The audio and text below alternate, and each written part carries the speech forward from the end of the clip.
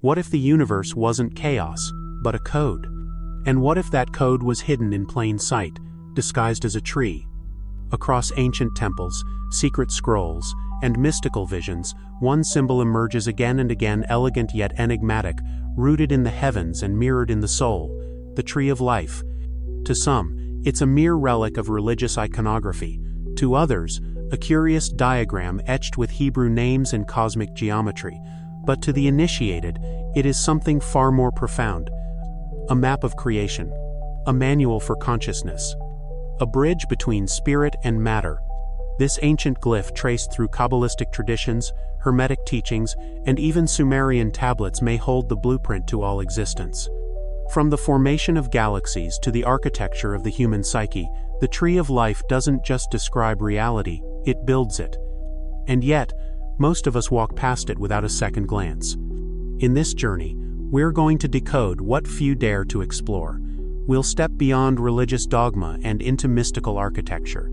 We'll unravel the 10 Sephirot, the pathways of divine emanation, and the mysterious abyss between realms. We'll reveal why this symbol has been protected, even hidden, and how it may still be shaping your thoughts, desires, and destiny. But more than that, we'll ask the question: what happens when you begin to climb this tree, from root to crown? Prepare yourself. What we uncover may not just change the way you see the world, it might change who you are. Long before modern science spoke of quantum fields and neural networks, mystics were mapping the universe not with telescopes, but with symbols. One of the most enduring of these symbols is the Tree of Life, or Etz Chaim in Hebrew. Its roots lie deep within Kabbalah, the mystical tradition of Judaism, yet its branches stretch across the esoteric traditions of countless cultures. You'll find echoes of it in the Assyrian Tree of Life, guarded by winged beings with pine-cone hands. You'll see it woven into the Norse Yggdrasil, the world tree connecting 9 realms. In Egypt, the Djed pillar, symbolizing stability and eternal life, stands tall as a cousin to the same archetype. But it was within the Zohar, a foundational Kabbalistic text from the 13th century, that the Tree of Life took its most intricate form, a divine diagram of 10 emanations, or Sephirot, through which the infinite light of the Creator filters into the finite world. Each Sephirah is not just a sphere, it is a state of being, a cosmic principle, a mirror of our inner terrain. From Keter, the crown of divine will, to Malkuth, the kingdom that grounds spirit into matter, the tree is both a cosmology and a psychology, a map of God and a map of you. Why is this knowledge so often veiled? Because true power, the power to transform consciousness, has always been guarded. Throughout history, mystical teachings were kept secret, passed only to the initiated. The church suppressed them. Empires feared them. Even within Judaism, Kabbalah was reserved for men over 40 who had mastered the Torah. Why? Because the tree doesn't just teach about divinity, it awakens it. Its very structure invites you to trace the path from the fragmented ego to the unified soul, to journey inward, not upward. And such a path demands discipline, intention, and integrity, qualities the ancient mystics feared would be lost in the noise of modernity. And yet, the tree survived, whispered in alchemical texts, painted in Renaissance cathedrals, embedded in the tarot, hidden in plain sight. Because some truths are too powerful to be erased. They can only be forgotten, waiting to be remembered. And now, in the age of algorithms and acceleration, that memory is stirring once more. We're on the cusp of remembering who we truly are, and the Tree of Life may be the key that unlocks the door. Let's begin the ascent. The Tree of Life is not made of wood and bark, it is made of light and intelligence, woven into 10 emanations known as the Sephirot. These aren't places but realms of experience, layers of reality that exist both within the cosmos and within you. Imagine them as lenses through which the infinite peers into the finite. The journey begins at the top, with Keter the crown. It's not a thought, it's before thought, the pure will to create, the silent spark of divine intention, faceless, formless, unreachable. In the mystic's meditation, Keter is felt as a presence beyond comprehension, the realm of pure being. From Keter flows Chokmah wisdom, dynamic, radiant, masculine energy. This is the raw burst of life, the yes of creation, the primal fire that says, "Let there be." But Chokmah is wild, unshaped. It needs form. Enter Bina understanding, the womb of structure, divine intelligence, feminine. Bina takes the lightning of Chakma and gives it a vessel, a boundary, a definition. These two, wisdom and understanding, form the supernal triad, the sacred dance of idea and design, of seed and soil. Already, a pattern begins to emerge, duality seeking harmony, masculine and feminine, force and form, expression and containment. Descending from this higher triad, we reach the 6 Sephirot of the human realm. These are more recognizable, more reachable, for they reflect our emotions, our moral compass, our choices. There is Chesed mercy, expansive and generous like a river. It's unconditional love, the archetype of the benevolent king. But unbounded mercy can become chaos. So across from it stands Gevura, judgment, or severity, the sword, the boundary, the power to say no, to correct, to restrain. Balance between them is Tiferet, beauty, not just visual elegance, but the harmony of opposites. Mercy and judgment find their perfect expression here, like sunlight filtered through stained glass. Tiferet is the heart, compassion, truth, equilibrium. The lower triad mirrors these dynamics in action. Netzach, victory, the endurance to pursue, to overcome, to act, the relentless rhythm of nature's growth. Hod, glory, the intellect, the ritual, the reverence of form and structure, the poetry of discipline. And between them, Yesod, foundation, the alchemical union, the subconscious, the dream bridge connecting soul and body. Finally, we arrive at Malkuth, the kingdom, the physical world, reality as you know it. This is where the divine touches ground. The kingdom is not separate, it is the flowering of all the energy above it.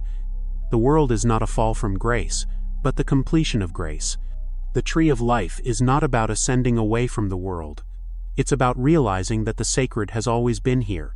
Each Sephirah is connected by paths, often associated with the 22 letters of the Hebrew alphabet or the major arcana of the tarot. These paths are not random, they are the circuits of awakening, the routes we take when we move from confusion to clarity, from sleep to sovereignty. And what lies in the center of it all? A mystery, a veil, the abyss, the space between what we can know and what we must become. We've just traced the outline of the map, but now it's time to step off the page and into the mystery itself. Now that we've mapped the tree, let's look at what most miss. Because the tree of life isn't just a vertical structure, it's a mirror, and every Sephirah you've just heard about, you carry it within you. Your capacity for compassion, that's Hesed. Your self-discipline and boundaries, Gevura.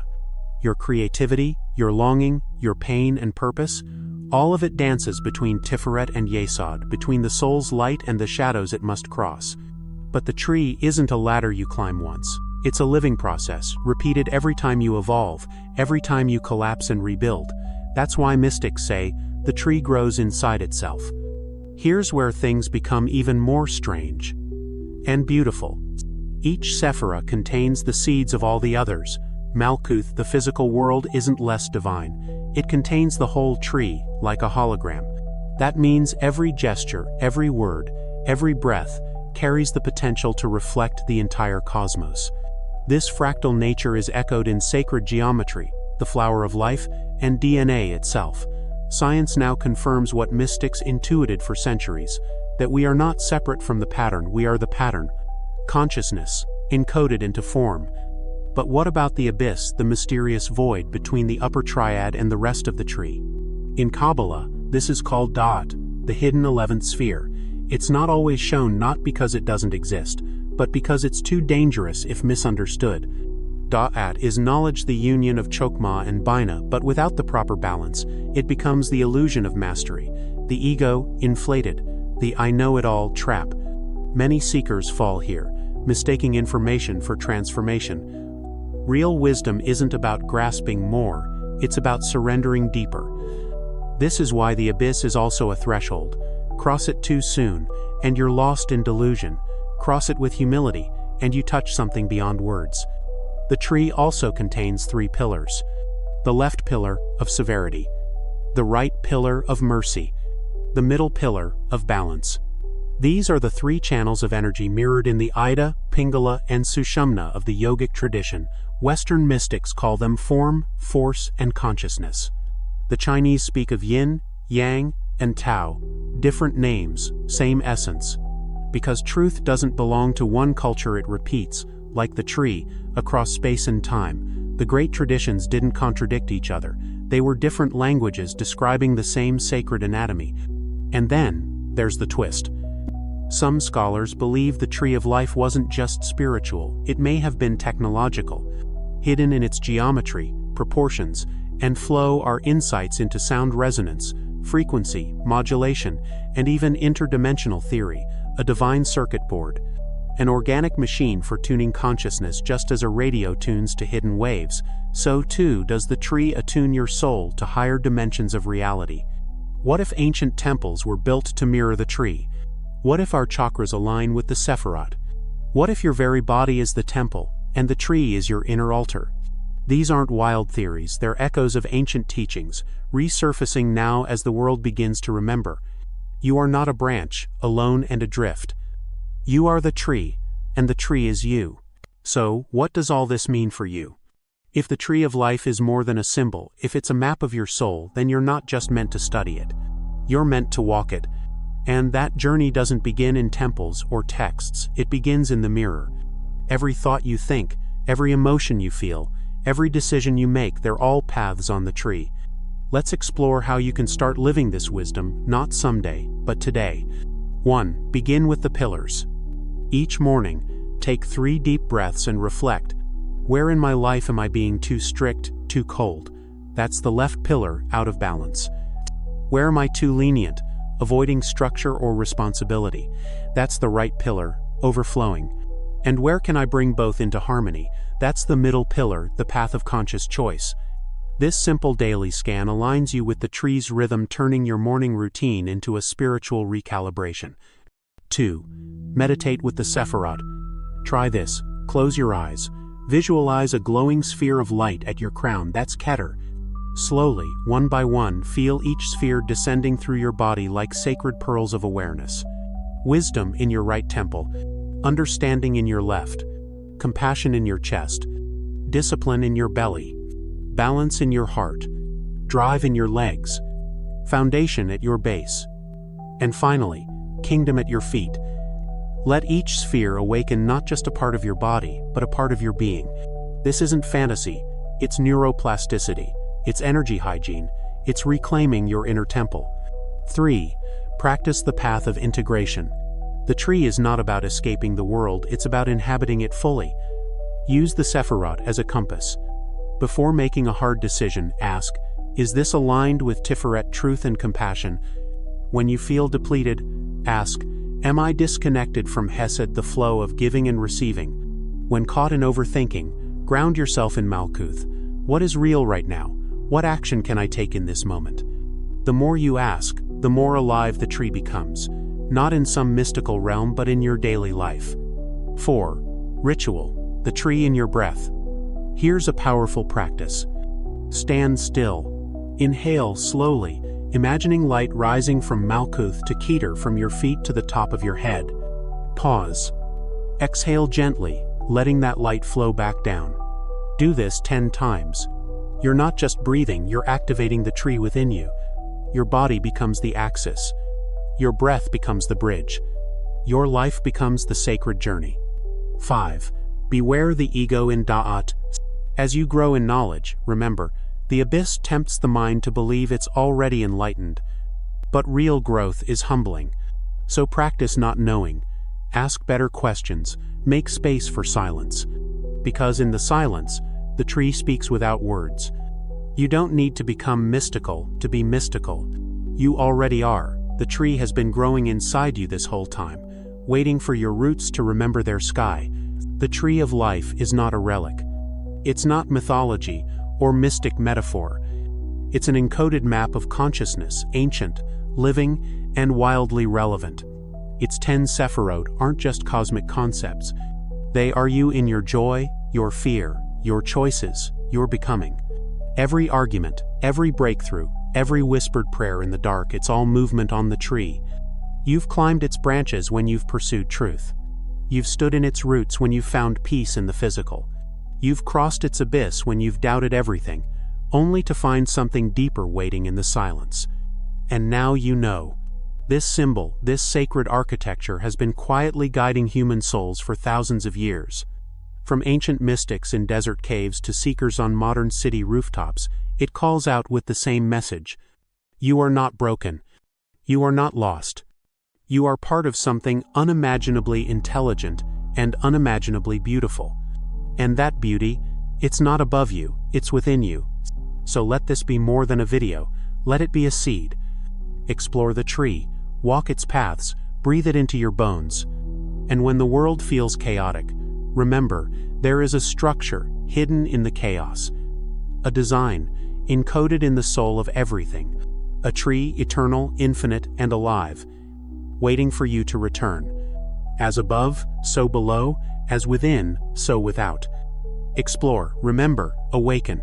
If this spoke to you, share it with one who seeks. Subscribe to remember what you've always known. And keep climbing.